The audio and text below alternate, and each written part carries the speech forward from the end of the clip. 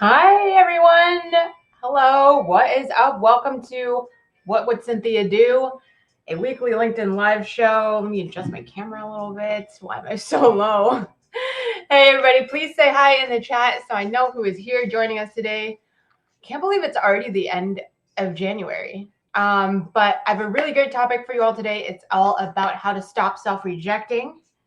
So something I posted about on Instagram a while back, and it really resonated and had like real results for people. So I can't wait to tell you about that.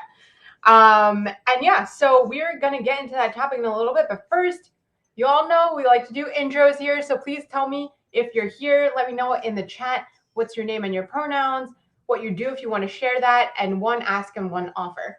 So I hope you all pop into the chat and let me know, how are you doing today? My ask and my offer, okay, first of all, let me explain. I'm Cynthia. For those of you who don't know, Cynthia Pong. I'm a feminist career strategist. I work with women of color. My pronouns are she, her, and my ask and my offer is I am going live on a different platform tomorrow night. So Thursday at 7 p.m. Eastern time on Instagram. I'm going live with my friend and my colleague, Jennifer Duan-Fultz, the founder of Chief Executive Auntie. I've been on her podcast twice, actually, so you know we're best buds. We have great banter and rapport when we're talking about the mistakes that you make with your pricing. So anybody who is a consultant, who has their own business, any type of product or service, if you are or freelancer, or if you're trying to monetize creative work, you got a side hustle or something, you don't know how to price yourself, this is for you. I mean, having worked with a lot of entrepreneurs who are women of color, pricing is the most fraught area because like we have all these feelings about like money and worth and value and imposter syndrome and all this stuff. So anyway, we'll be getting into that with Jennifer of Chief Executive Auntie on Instagram tomorrow night at 7 p.m. Eastern. Okay, let me see who's here. Hey, Lucic, welcome. Lucic, I want you to tell everybody what your because I was asking Lucic offline, like Lucic's particular niche within DEI work, and it's super cool. So I want you to share with everybody so everybody knows that when they have an opportunity or a need in that area, they know who to call. You. Hey, Carla, thank you so much for coming. Hey, Tamara, always great to see you. And LinkedIn user, hi. Sometimes it doesn't tell me your name. So hello, I'm so glad to have you. And yeah, please intro yourselves. Thanks for dropping the Instagram. Yeah, if you're following either of us on Instagram, either me or Chief Executive Auntie Jennifer, then you'll get the notification of when we go live tomorrow night. And we'll talk all about pricing mistakes. Actually, Lucic, you might really find that one helpful because I know we had talked about like how to price yourself before and stuff. So anyway, yeah, so definitely I want you all to connect with each other. I've talked a lot in past shows about how I want the space not only to be like me sharing like my point of view and career advice and strategy, but also for you all to connect with each other and support and all that. So please say hi in the chat, put your name, and ask an offer, which can be super simple. It doesn't have to be anything elaborate. It can be like, I have a movie recommendation, or a book recommendation, or you need one of those things. Okay. Oh, hey, Rakisha. Thank you so much. Yeah, thank you for participating, for also telling me who you are. Rakisha is such a great presence and force on LinkedIn, so everyone hopefully should follow. Sharing logistics roles, okay, and offer to follow campaigns on LinkedIn. So everybody do that when and if you have a chance, like right now. And oh yeah, so now we're going to get to our first segment, which is how are we doing? Where's my banner? Okay, my timing's off today, y'all. But okay, how are we doing? Drop 2 words in the chat to describe how you're feeling, or you can put more if you want. But 2 words is usually like the least that we can do, I feel like, when we do a quick check-in with ourselves. Sharon, hi, welcome, Sharon. So glad to have you. We got all kinds of DEI folks here today. So Lucic and Sharon, I feel like y'all should definitely connect.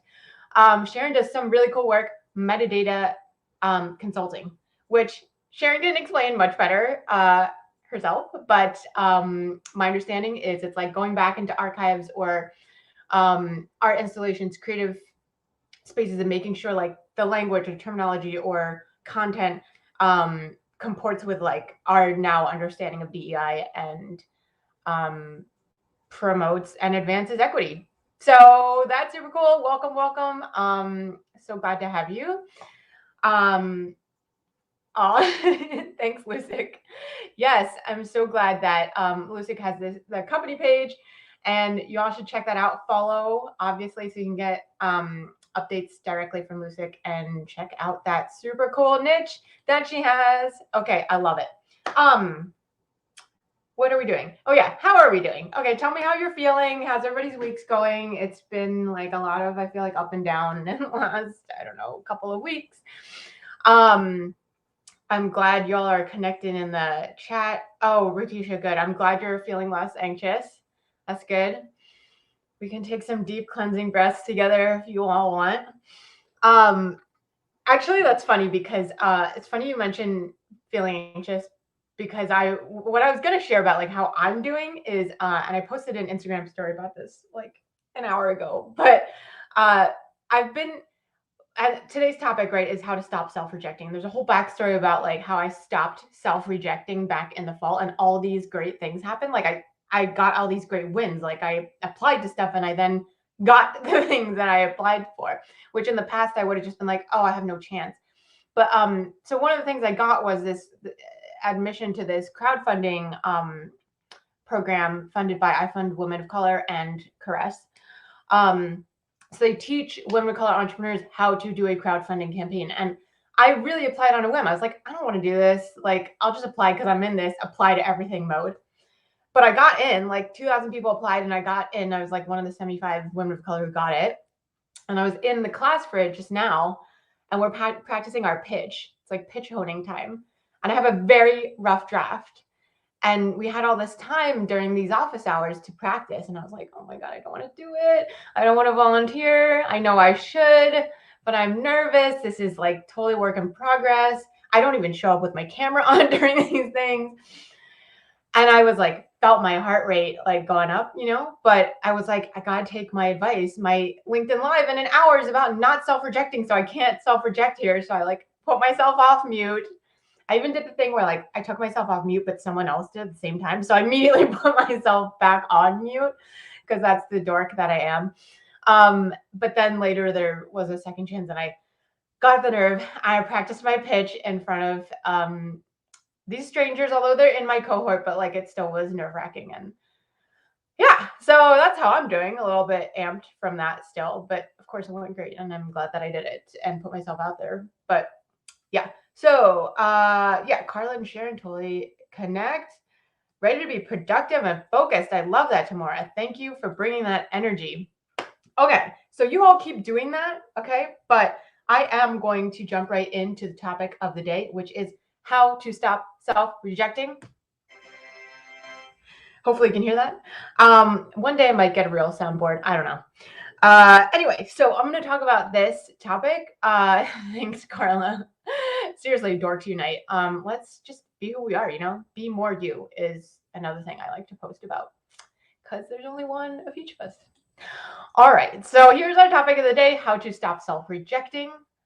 I will talk about this for the next 10 or 15 minutes. I'm going to share screen for a little bit, but please keep dropping your comments and questions in the chat because I'll pop back in and check.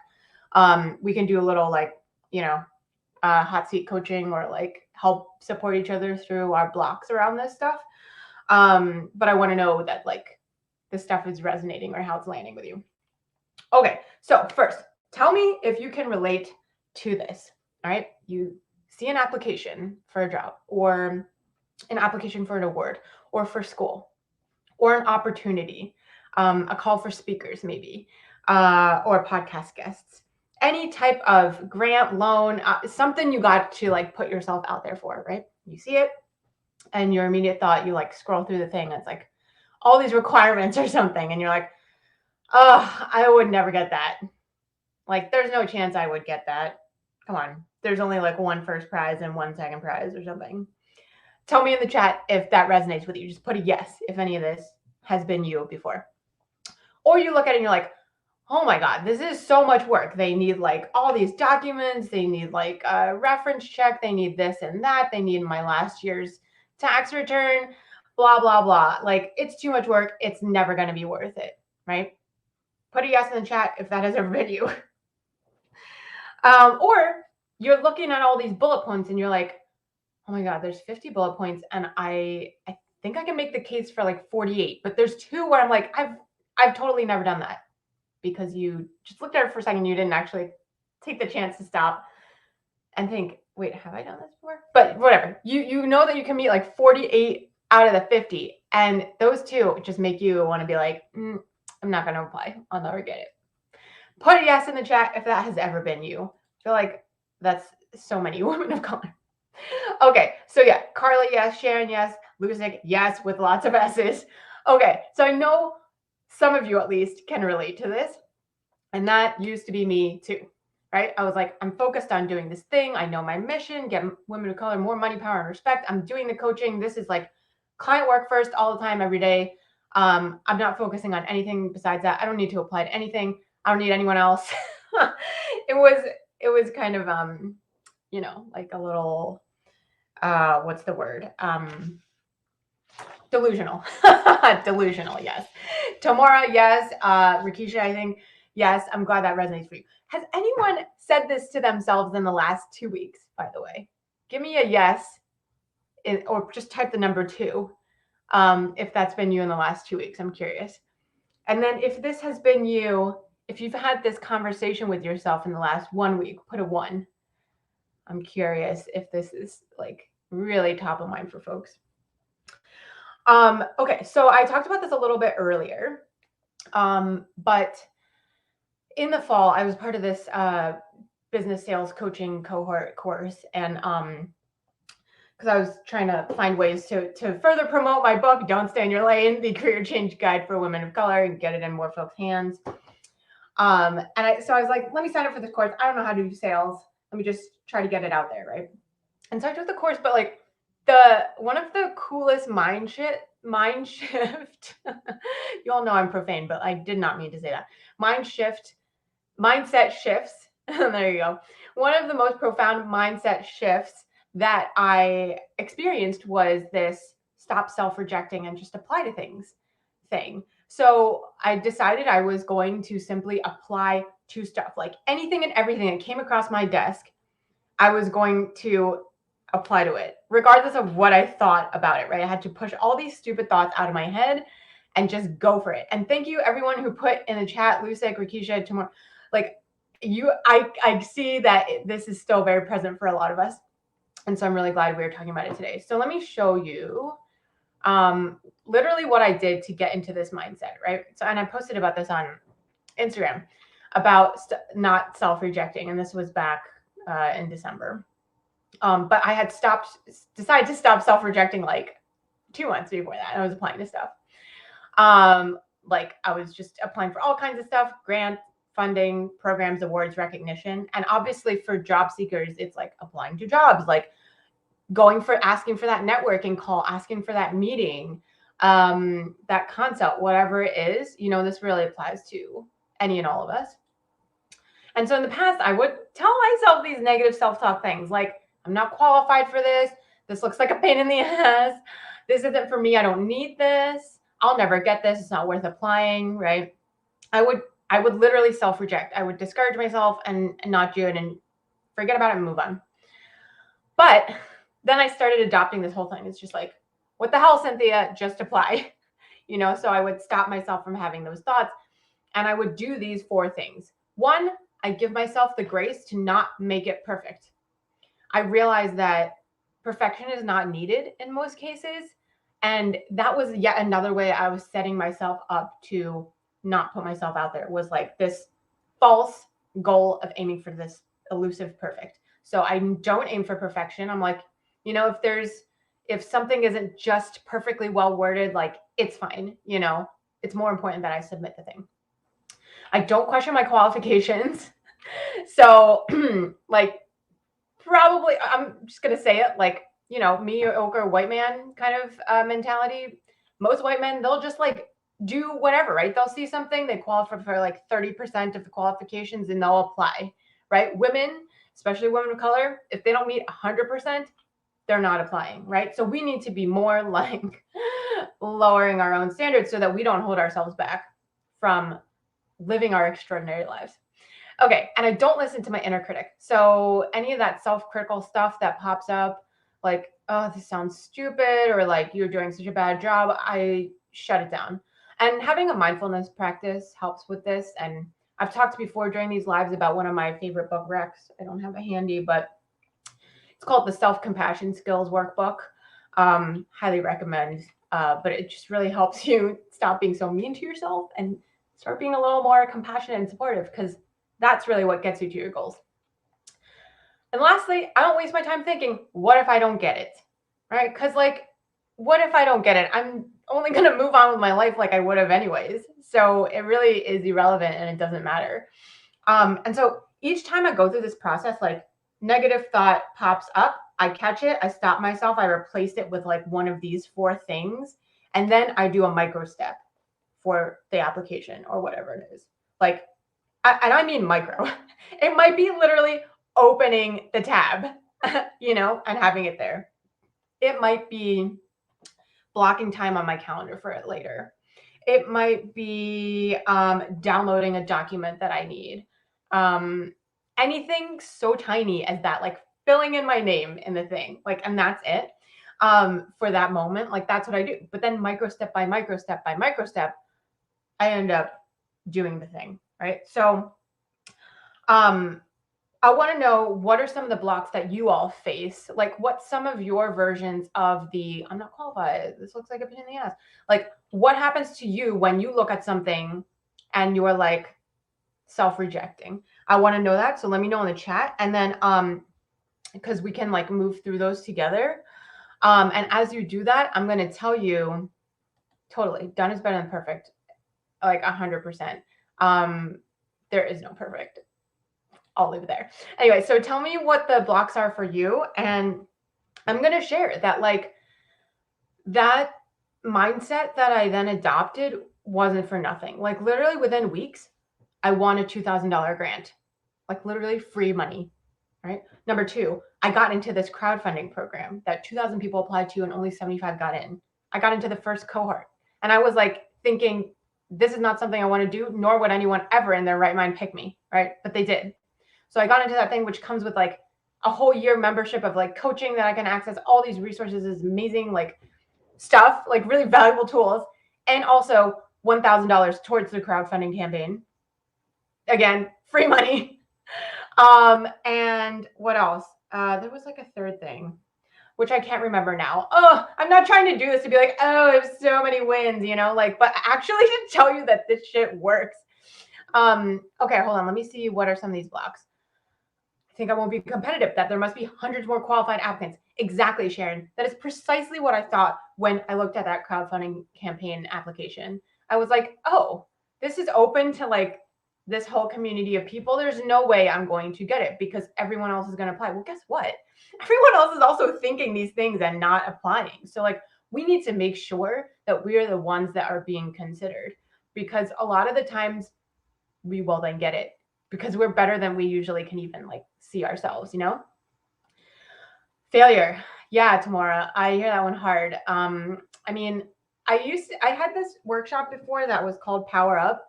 I forget what the tagline was, but a lot of that was about how to address and overcome fear of failure. And we talked about this in a LinkedIn Live ages ago. I don't know yet, Tamara, if you were there for that one, but like where we watched that little TED Talk clip.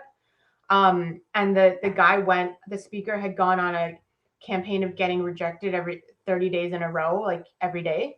But that type of desensitization, even though it sounds so extreme, can be really helpful. So I feel like one of the things with the failure is like, the more we do it, the easier it becomes. So maybe set up smaller application goals for yourself or something. And offhand, tomorrow, I can't remember what you do. So like, I can't think of an exact example for you, but like if you don't have to apply for like the biggest thing right now. Like you could apply if you were looking for jobs, you could apply to some that like you don't actually really care about to be kind of a warm up. Do you know what I mean? So the stakes are lower. Yeah. So like using techniques from that TED talk. But with my clients who are like looking for jobs and stuff, or they want to go for a promotion or things like just applying to other things that are maybe tangential or you don't care as much about, just to get in the practice of applying and then not getting so attached to it. Like applying for the sake of applying and putting yourself out there, the process, but not being like, I must achieve this goal. I must get this thing. Otherwise, fill in the blank. Like, otherwise I'll feel like shit. Otherwise I'll feel like a failure. Otherwise, like to not do that whole thing. But just focus on the output because it's a numbers game. And I say this a lot too, like any of these things, job search, applying for recognition, applying for talks, getting clients, building your business. It's all both a mind game and a numbers game. So the how to stop self-rejecting is really both. So kind of just greasing those wheels and like just churning some stuff out tomorrow would be what I would think. But also, folks, like if you have thoughts for each other, please put them in the chat. The pain in the ass part of the application is not something I saw as self-rejection. New way of seeing it. Yeah. Okay. I feel like it falls under maybe a larger category of self-sabotage, which I only know how to see because I see it in myself, which is how a lot of this works, I guess.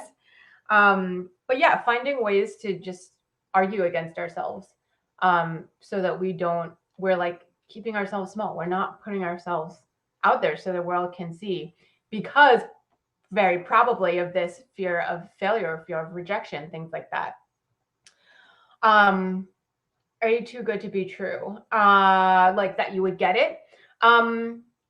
Yeah. So, I mean, for that one, I guess I would say, I would want to know, I'd be curious to know, like, if there's been like self-work done in terms of kind of like knowing that you deserve good things and that you deserve greatness and that you are great already. Like maybe this folds back into the self-compassion mindset, but feeling a greater sense of like, you see all these platitudes sometimes on Instagram. It's like, I'm born for abundance is my birthright, or like things like that. Like, I'm not necessarily a huge fan of platitudes, certainly not all the time, but I do think there is a power in like building a practice of us being affirming to ourselves and believing that there's no such thing as this too good to be true for me. Like, I deserve this, like not in a overly entitled way, but as in in a reasonably entitled way, I guess I would say.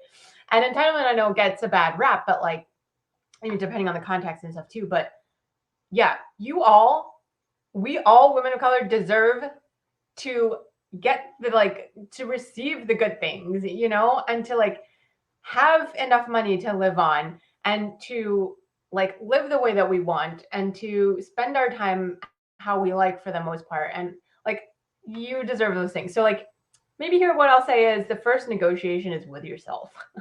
Okay, I'm gonna leave it there because it's become a long ramble. Why would I be the one chosen deserving? Yeah. I think that's related to Sharon's a little bit. Yeah, but again, that foundational work to understand that you are worthy, you deserve this as much as the next person, Okay, so let me know how you all are feeling. I just blabbed at you for a little while. Oh, I did want to tell you, okay, in case anyone is not yet sold on this like mindset shift and you're thinking, oh, it's just Cynthia, like what? No. Okay. Ever since I posted that thing on Instagram, and I didn't know this, like I thought it would just be another regular post of mine that like did like okay. But it got over 200 likes. People shared it a lot. There was a lot of chatter in the comments. And yes, the first negotiation is with yourself. If you believe, Lucic, if you believe in your core, they will believe. It's a mic drop moment. I should have put my air horn on, but now it's gone. Anyway, so I want to tell you though, in case anyone is not yet sold on this, all right, you all know what happened to me. Like I have continued to apply to things and continue to get them. But one person who saw my post applied to the David Prize, which okay, for people in New York, you may know this, but there is a thing called the David Prize where every year 5 people are chosen. And they each get $200,000 free money, no strings attached grant of $200K. All right. So obviously, probably a lot of people are applying to that, but like one of the people who read this post was nominated anonymously by someone else and like wasn't going to apply because they were like saying these things like, there's no chance I'll ever get it. It's $200,000. I'm not doing this already. Like I wouldn't qualify, all of those things. However, through my encouragement, they applied. And guess what? Now they're in the second round for the David Prize. All right. So they're literally still in the running. And let's just think, if they had self-rejected, like they gave up that choice to win 200 G's. Like that's huge. Anyways, so TBD on that because it's still ongoing. Another person used that post to say to a recruiter that reached out to them on LinkedIn, they were presented with this like perfect job opportunity, except it paid like pennies. And this person felt empowered to be like, this sounds really great. However, like the salary range is like far too low for the work that you're asking and for my expertise, and like my salary requirements would be this range. And they had never said that before. So they told me, they emailed me about how empowering it felt to say that, even though like that conversation for now is like on pause, right? Like they didn't end up going for that job because they were paying like a fraction of what they needed. But like stepping into their power in that new way, it's like a step along the way, And then I'll tell you about the third one. Oh, somebody who's been looking for jobs like ended up applying to like learning about preparing the app and submitting the app all within 24 hours. Whereas normally they would have like dragged their feet on it or maybe not applied, allowed themselves to miss the deadline. You know what I mean? But like, I'm too busy. And then the deadline passed, another form of self-sabotage. Like I think Rakisha was saying. So yeah, listen, this stuff works if you really adopt it and adopt it as a practice, as a way that you look at things, as an approach. You're going to get results. It's literally kind of, I want to say it's science. I know it's not science, but you know what I mean? Like it's sort of just like, that's the numbers game part that I was talking about before. Okay. Wait, what now? Keep dropping these. Yeah, 200K. I know. It's, if anyone who lives in New York doesn't already know about the David Prize, know about the David Prize. It's something, it's really cool. And I mean, hopefully as time goes on, there will be more and more kind of like these type of grants and awards and ways to get money. And there already are a lot of them out there that I'm sure each one of you would qualify for and could benefit from. But it's a matter of like, first, not blocking yourself from looking, just taking down all the various hurdles and barriers that are in front of you. Okay. Tell me what your thoughts are. How's this landing? Are you worried about anything? What's stressing you out? We're coming up on time, but I can answer maybe 1 or 2 more questions before we sort of wrap. I do want to say thank you all for coming, as always. Thank you, Tamora. Thank you, Carla. Thank you, Rakisha, Lucic. Sharon, welcome and thank you. Same to who else? Scrolling through real fast, but I think I missed somebody. So I am sorry to you, but thank you all for coming. You all are great. Last minute questions, anyone? I will tell you that the next time we'll be here is next week. At 2 o'clock Eastern, same as always. Feel free to put in your calendar. Please tell your friends. The more the merrier, like I said this before, but I think about my work as like starting a million little fires with each of us and then like when the fires grow together in a good way, you know, like what we could do. I love it, and it blows my mind every time. So tell folks so that we can all like benefit from all this knowledge. Oh, here we go. How do you tackle those topics that are designed to discourage women of color from applying or expressing interest? Yeah, I mean, honestly, and I hope this is Rikisha. Rikisha, I think all of this stuff is how we are socialized on purpose to make ourselves self-reject. You know, because if like it's kind of like the racial gaslighting that I talk about in one of my talks, which is basically, you know, like like being subjected to racism within an institutional context, right? And then being made to feel like you're making it up, right? That's the gaslighting part. Yeah, like this whole, okay, I don't know if I'm being coherent, but like if an application is put out or something and then it's like, you know, people of color are encouraged to apply, right? But the application is so long, or it's, you know, behind multiple barriers, or it's not getting out to the right people, like then the people that put it out there are going to say like, oh, well, we told them they could apply, like how come they didn't apply, right? So I do think that happens. I think all this stuff is intentional. It's not that like the system is broken, the system is working as it was designed to. But as far as like us tackling these things, I think calling it out when you see it, you know, like, oh, you said this application was open to like working class women of color. Well, how come it can only be found, you know, by people who have access to something that costs money, or like, you know what I mean? So calling it out for what it is, raising these, shining the light, you know, in the darkness, I think is step one. Beyond that, I mean, then shit gets real complex, and I would have to kick it to Lucic and Sharon and our other DEI consultants, because they would be the real experts on this. But thank you for that question. Love the hard-hitting questions. Yes! Oh my God! Okay, Sharon's gonna apply to an RFP. Hold on. Oh, damn it. I'm trying to play you my air horn, but it was too quiet. Give me 1 second. This is too good to let go. Okay.